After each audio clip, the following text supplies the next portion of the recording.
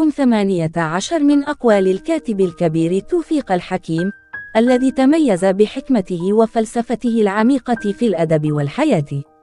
1. الحياة مسرحية لا تعجبني، لكنني مجبر أن ألعب فيها دورا. 2. الجهل هو السعادة، لكن المعرفة هي القوة. 3. كل شيء يزول إلا الأثر.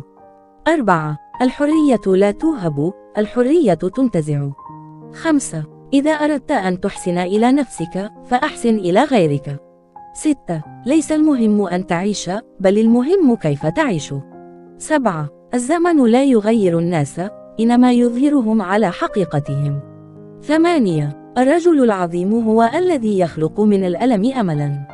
9. الحب هو أن تحب الشخص كما هو، لا كما تريده أن يكون. 10. ليس كل ما يلمع ذهبا، وليس كل ما يقال حقيقة. 11. الخوف من الموت هو بداية الحكمة.